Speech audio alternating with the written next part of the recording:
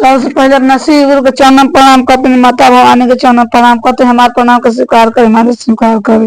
गणेश जी के चरण प्रणाम करते हैं, कार्तिक भगवान के चरण प्रणाम करते हैं, हमारे प्रणाम का स्वीकार करें महादेव। हरिंद्र लीलन देवी के चरण प्रणाम करते हैं, हमारे प्रणाम का स्वीकार करें। गुरु भाई गुरु बहना के चरण प्रणाम करते हैं, हमारे प्रणाम का स्वीकार करें।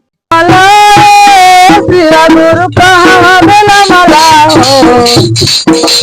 कहाँ बेला मला, शिव गुरु कहाँ बेला मला हो, शिव गुरु हरिहर हरिहर भगना तोरी लाई का अपना देरिया लगवला हो, शिव गुरु हरिहर हरिहर भगना तोरी के लाई का अपना देरिया लगवला हो।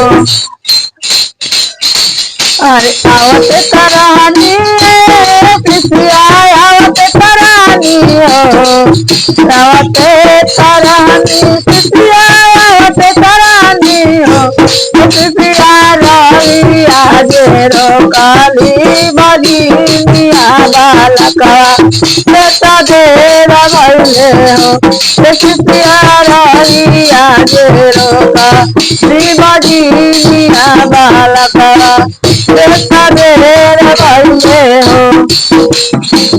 नीचे कैला गुरुजी नीचे कैला हो, गुरुजी नीचे कैला हो, शिव गुरु बाजी नीचे गोदिया भारी दियाली बालका लेके घरे भैली हो, गुरुजी गोदी नीचे गोदिया भारी दियाल बालका लेके घरे भैली हो।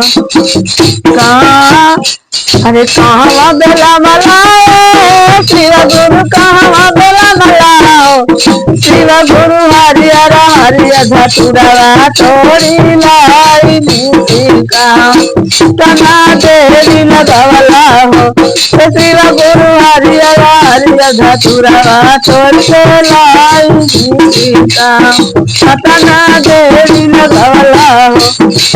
आवते तरहनी पिसिया आवते तरहनी हो, पिसिया रही आगे रकालत निराधानी आती धनो बेटा देरा भैले हो, पिसिया रहिया हमारा रकालत निराधानी आती धनो बेटा देरा भैले हो। नीचे कैला शिव गुरु नीचे कैला हो, शिव गुरु नीचे कैला हो, शिव गुरु नीरा धन के धनवा दे दियाला धरवा ओ घर दियाला, शिव गुरु नीरा धन के धनवा दे दियाला धरवा ओ घर दियाला।